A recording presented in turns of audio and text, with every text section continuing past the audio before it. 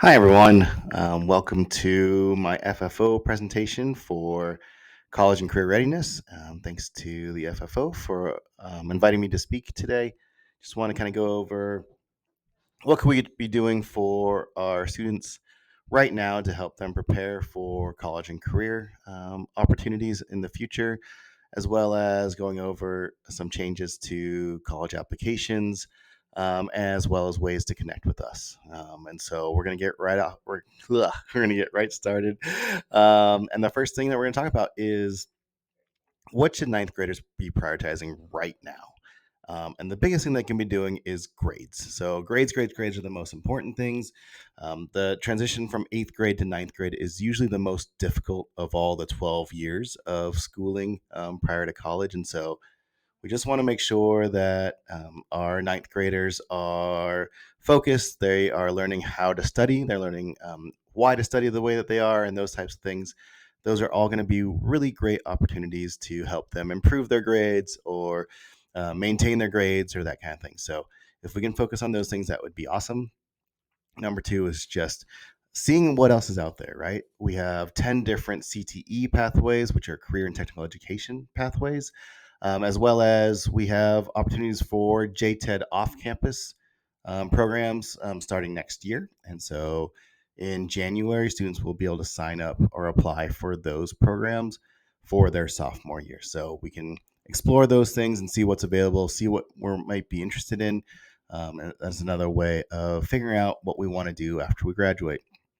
Number three, and this is just past last Friday, we had our club fair on campus during both lunches. And so getting involved is a huge way for our students to get immersed with the campus. And it's been statistically proven that the more students are involved, that the better that they do academically. And so I think there are at least 35 different clubs on campus. And I'm sure there's a whole host more than that. So something for everyone. So make sure that students get involved with checking out clubs, even if they don't know what they want to do. Maybe they can just find a club like the Yarn Arts Club or the, um, sorry, just blanked, or the or Model UN or the DECA Club. There are a host of different clubs for different interests. Have your student get involved, talk to them about the different club opportunities, and see what might be a good fit for them. They might not do it all 4 years, but maybe they find one club that they really enjoy doing, or one club leads to a different club that they would like to start on their own. So, those are things that ninth graders should be prioritizing right now. 10th graders. So similar, right? Grades. The more that we can make sure that our grades are at the best that we can, the better. The more opportunities that we have in the future for various colleges and just different opportunities. Similar to ninth graders exploring CT and JTED options, a lot of the JTED options are 2 year programs. And so looking at these right now as sophomores and then doing them your junior and senior years. One of those ones, one of the really popular ones, is the cosmetology program. So you would go and you would get your entire 1,500 hours of work done during this free JTED opportunity. And so that when you graduate from JTED, you graduate from high school, you can start day one in a salon as a cosmetologist. So really great opportunity. Outside of JTED, it would cost you tens of thousands of dollars. So check that out. And then the other thing, number three, is just finding opportunities related to your interest. So if you're interested in engineering or medicine or conservation or teaching or whatever it is, business, right? Let's go find out some of those opportunities. So if there's a way to shadow or intern or volunteer at a place that you would ultimately like to work at, the more information that we have about that future career path, the better to help us realize, is this going to be a good fit for us or not? Juniors. So again, grades, right? So grades are really important. Let's make sure that we focus on our studies and everything else. Your junior year grades are traditionally the last grades that colleges will see. So if we are looking at highly selective colleges or whatever else, we want to make sure that our junior year grades are consistent with our freshman sophomore years, or at least show a progression of maybe we didn't do so well freshman year, but sophomore year and junior year we have continued to improve those grades. And so let's keep that going. Now is a really great time to schedule college visits and tours. You will find that once you're on campus and do an actual tour when students are in session, you'll get a vibe. You'll realize, oh yeah, this is actually a great place for me, or oh, this isn't what I thought it was going to be. You're going to be spending 4 years of investing your time, energy, and money in these places. And so we want to make sure that they are a good fit for you. And so over fall break, over winter break, over rodeo break, spring break, summer breaks, let's start scheduling official college visits and tours. Reach out to their admissions office to schedule a tour. They will give you a ton of information that you wouldn't get just walking around on your own, as well as different access. So let's make sure we do that. Number three is let's start our SAT and ACT prep. For some of us, we'll be taking the PSAT in October. The ACT will be part of state testing in March or April. And so if we can start now and just do a little every other day, once a week or whatever else, we can start ramping up towards those tests. A lot of schools are going into test optional or test required now. And so we want to be prepared.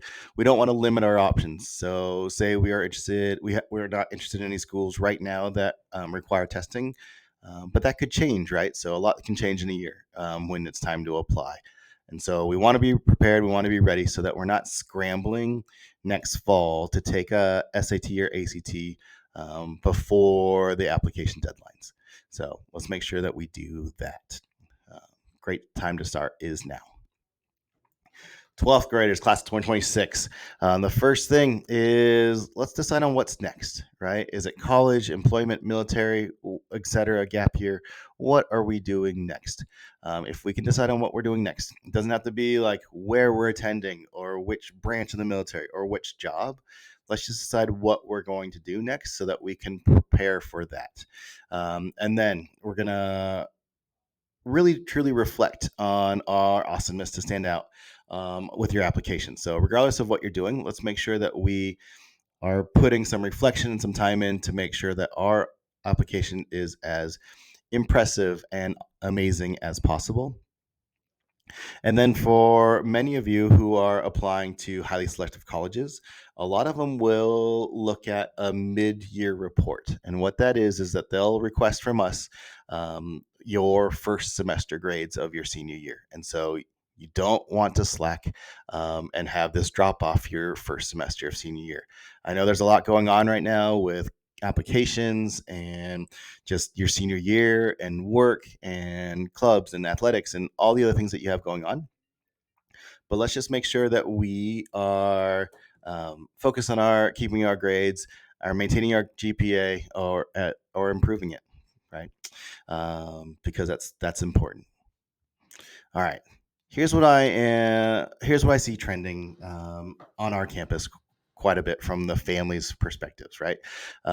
What I've noticed is that students receive a lot of support from their families, which is incredible. They have the freedom to pursue their dreams. I haven't met a student yet who has said, I really want to pursue X, but my parents or my family is making me pursue Y instead because that's going to be better for me, which is incredible. So that freedom to plan out where they want to go or what they want to do is hugely like inspiring and confidence building for our students, and I appreciate that very much. So thank you, families, for doing that. The other thing is that the rigor of our academics here at CFHS is really, really preparing our students for post-secondary education. I've heard from several students are saying that their college classes have been made much easier because of what was expected from them at CFHS. And so that is hugely important. That says that what we're doing in terms of preparing our students for college life is working. And so hopefully that trend continues. One of the things that I'm doing right now is something called AMA. Ask me anything with your college and career counselor, CCC. The idea behind this is just like having open office hours at college, right, with your professor. So from now until October 31st, every seventh period in room 205, I'm going to be available. No appointments necessary. You can come and ask one question. You can come ask 20 questions or whatever else. I am here just to be accessible and to help you with anything that you have going on for the class of 2026 with applications, resumes, essays, college searches, whatever it may be. I just want to make sure that our students have as much help and resources as possible. And that's why I'm doing this. October 31st is intentional because November 1st is the early action deadline for the University of Arizona, as well as some other schools, and so which we'll get to in a minute. Another opportunity for just interaction and engagement is that this Wednesday we are having our annual fall college and military fair. 20 or September 24th, excuse me, in our cafeteria from 6 p.m. to 7:30 p.m. We have a whole host of colleges coming. I believe there are 48 different institutions that have registered at least to attend. So it's a really great opportunity for all of our students and families to check out what's available and just different opportunities for what's next after they graduate high school. There are things as well for we'll have someone represent the different CTE pathways, the 10 different pathways that we have here at Catalina Foothills, as well as Pima JTED. So this is really for all ages. We're having 2-year schools and trade schools, excuse me, as well as military, a ton of University of Arizona opportunities, and then quite a few out-of-state colleges as well. So hopefully there will be something, a little bit of something for everyone, and this is a really great opportunity to meet these college admission representatives. Oftentimes these admission representatives that you meet are the ones that will be ultimately reading your or reviewing your applications when it comes time to apply, and so building a relationship with them, for instance, someone from University of Connecticut or Syracuse or Texas Christian, or from someone from the ASU Barrett, the Honors College, right, will only help you in making an impression on them. And so let's make sure that we can, or we attend. You can register by going to strivefair.com. We'll add a link in the details so that you can register and get additional information from the college visits as you go and check in with them during the college and career fair, college and military fair. Excuse me. So the other thing on the right hand side you'll see is college visits. So we are having a ton of college visits here on our campus in House 1 and the counseling office or the adjacent desks nearby. And so if you go to the counseling website in the bottom right hand corner, you will see this calendar for college visits. It's going to be updated as soon as colleges sign up for a visit and whatever else. It's no appointments are necessary. How it works is students will just ask their teachers for permission, and then once they arrive here at the counseling office, they'll sign in on a check-in sheet, and then we will excuse them from their class. And so, highly recommend. Here's another opportunity of meeting the college admission representatives who might be reading your or reviewing your application. So check that out. There's going to be quite a few over the next few days because it's college fair season, and that's why there's so many colleges here in town. So let's take advantage of that. All right. So the other thing that we're doing is we're hosting a college application workshop on September 29th, which is a Monday from 6 p.m. to 7 p.m. In the music hall. We're going to talk about why college application essays are so important. And then we're going to also share about how we can get started with those. And so we'll do a little bit of a case study of what the impact of college essays are, or application essays, and then talk about brainstorming through a program I called Rise to help you figure out how to get started. So that is Monday, September 29th from 6 p.m. to 7 p.m. in the music hall. All right, here is a snapshot of the college and career timeline for this school year. There's a lot of events happening all throughout the school year. And so we just want to make sure that you're aware. There's some deadlines on here, so you can take a screenshot of this. What I would like to highlight for you guys is that aside from the college fair, obviously, that's this Wednesday, The Questbridge application is due on September 30th. The Flint application is due on October 20th. Those are two major major scholarships that our students are typically pretty competitive with, and so just want to make sure that we get those submitted and get those done. Those are hugely important. Obviously, next year on May 20th is our graduation, so get excited for that. And then on May 1st is National Decision Day. We will celebrate all of our students, all of our seniors on that day, and with whatever they have decided to do after they graduate from here. And so we will celebrate with cake and some various things. And so that's always a super fun event. Okay. We're going to talk about the U of A application because it's changed quite a bit. And here's why we're going to focus on this so much. For the class of 2025, about 80% of our students applied. About 79% of the students got it admitted, and about 44% of them enrolled, right? And so a huge proponent of a number of our students attend the U of A. Similarly, with the Frankie Honors College, a quarter of our students applied, and about 10% of our students enrolled. What I learned recently is that our incoming class, so our class 2025 class of 200 students, makes up roughly 5% of the overall incoming freshman class at the U of A. So we are one of the largest feeders to the U of A, because of how we do things here at Catalina Foothills. And so that's hugely important. And so the U of A has made some pretty drastic changes to their application process this year. And so I just want to take a few minutes to kind of go over it. The biggest thing that they're doing is they are, instead of just basing your admissions on your core unweighted GPA, they are now switching to a holistic review. Which is something the more selective schools do, and so they're going to be looking at your grades, your activities, your extracurricular activities, as well as your essays. In the land or the world of college applications, if you ever see anything that says optional, that essentially means required, right? And so the U of A has said they have two optional questions for essays, or optional essay questions. They're both 500 words each. One of them is why U of A, right? And then there's the other one. Is there anything else you'd like to share that you haven't already included?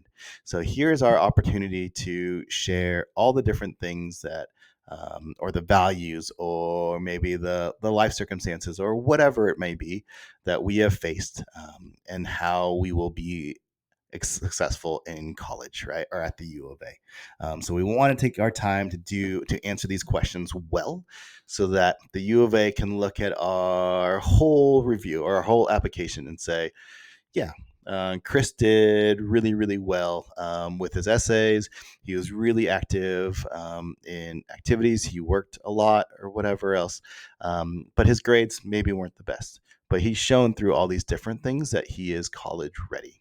And so we're going to reward that theoretically, right? We're going to reward that with a higher merit-based scholarship than maybe someone who has a 4.0, but doesn't have very many activities, and wasn't able to articulately or eloquently write about their life experiences or their values, or goals or that kind of thing, right? So that's kind of why I believe that the U of A has done this. What the U of A is saying is that they are trying to improve their retention and graduation rates. And that's why they're looking at all of these other factors to admit students who may not have excelled in academically, but have the resiliency and the dedication and everything in the drive, right, to succeed at the collegiate level. So that's part of it. The other part of it is their activities. So students can list different activities. It's very similar to the Common App now. So students can list their different activities. And the main thing about these activities is it's not about like what it is, right? So for NHS, it's not about saying I'm a member of NHS, blah, blah, blah. It's about saying like what your impact on that activity has been, or what that activity's impact been on you, right? So through NHS, I learned the importance of community service, about volunteering, about helping my peers or whatever else. I've developed my communication skills and my ability to um, to handle awkward situations or uncomfortable situations, blah, blah, right? Something along those lines. How have you grown? How have you developed through these different activities? Because your grades will share one part of your overall application, right? Your activities and honors will show a different part of your whole application, and then your essays will share yet another part. And so we just want to make sure that holistically, as they're reviewing all three of those parts, that we are showing the admission readers, the admission reps, whoever's considering our application, that we are well-rounded and that we have a lot of different strengths that can help benefit a college campus such as the U of A. Cool. All right. So moving on from that, just different ways to connect. So all of our classes, or all grades, have their own specific class of 2026, 27, 28, 29 Google Classroom for counseling. This is where we'll share different events. This is where we'll share resources and whatever else, right? And so have your students continue to check that. We share stuff as frequently as we can, just to make sure that they have enough information or have all the information that we have, because we just want to be transparent with that. On the right-hand side, we also have a counseling Instagram account. So for those of you on Instagram or who want to meet us there, we share photos and events and different resources there. That QR code that you see there is the link to our counseling account. So give us a follow. You can also ask us questions there. We will respond in kind. So we're just trying to find students where they're at. And so different mediums, different resources to give them that information so that they can find it wherever they want to find it. All right. This is how you schedule an appointment with a counselor, right? So if you go to our counseling website, you click there and you scroll down, you'll see our team there, you'll see upcoming events there, and then you'll see photos of our faces, of all the counselor faces. And so say we want to make an appointment with Miss Michaels, who is our A through C counselor. You'll give us a what type of meeting, and then it'll give us dates and times that she's available, right? And so you'll schedule those or put in that information and hit continue. We don't call students out of class. So it's their responsibility to tell their teacher ahead of time that they are going to be meeting with a counselor.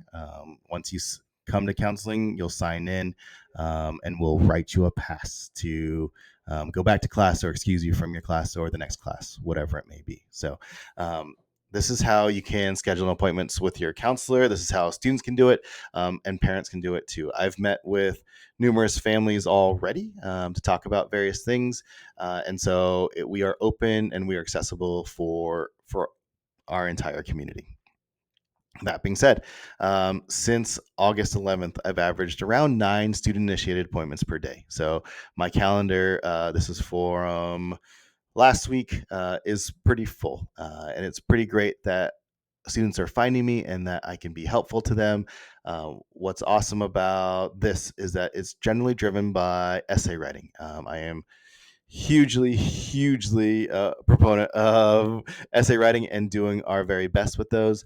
A lot of times I may tell them things that they don't want to hear, and maybe that's what they appreciate and that's why they keep coming back. But I just want to make sure that they stand out with their essays, and so they can get either all the merit-based scholarships that they can get, or just be considered for a school that they really want to attend or that kind of thing. And so it's awesome that our community, our school has allowed me to kind of provide this service for our students, and it's definitely being utilized, which is great to see. All right, some key takeaways for you guys. Students often need to hear the same advice from a respected adult that isn't their parent or guardian. I'm sure you're feeling that. I'm sure you've been feeling that for a long time. It's the main thing that I have found in my years as a high school counselor. Like, students just want someone to talk to that's an adult that isn't their parent or guardian, right? And so let's if we can continue supporting and encouraging our students, right? Support and encourage is the key, versus nagging or whatever else. Some students need some naggings. Other students just need that support and encouragement. Hey, go talk to someone else. Go talk to a counselor. Go talk to a teacher. Go talk to a coach. Give them another opportunity to talk to somebody or another adult to talk to, about what they're thinking, what they want to do, and that kind of thing, because so that they can open up. Um, they may not open up to you, unfortunately, but hopefully they will open up to someone else. And by you trusting them with that, we'll just better that relationship so that they can come back and be like, hey, like I had this conversation with my counselor and it went really well. This is what we talked about, right? So that would be great. It's also like it's okay for our students to not know exactly what they want to do with the rest of their lives. They are anywhere between 13 and 19 years old, right? It's not the end all be all if they don't know right now exactly what they want to do. What we want to make sure of is the last one, is that we can help them figure out their next step, right? What are they thinking about doing next? How do we best prepare them for that? If it's working, if it is going on a gap year, if it's college, if it's a 2-year college, trade school, whatever it is, right? Let's make sure that they know everything they need to know, or just they're prepared for whatever's next for them. Because once they get to that next step, then more and more opportunities will open up to hopefully help them figure out what they want to do or which path they want to take. So that's my goal with our students. All right. So what's awesome about our counseling department is that we all work together. So if you'd rather work with your alpha counselor versus me, no big deal. All of us just want to help, and so you can schedule appointments with any of us. We are happy to help any way that we can, and we just want to see your student be successful. And so reach out to us with questions or whatever else.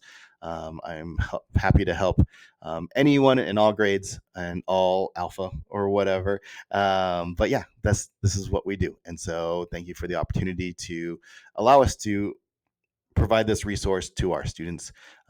We are being utilized quite a bit, and we want to continue being utilized as much as possible to help as many students as we can. Thank you so much. If you have questions, feel free to shoot me an email. I'll include it in the details or whatever else. But thank you again. Again, my name is, I don't even know if I introduced myself. My name is Hsieh, and I am the College and Career Counselor here at Catalina Foothills. Thank you again for your time, and we'll talk soon.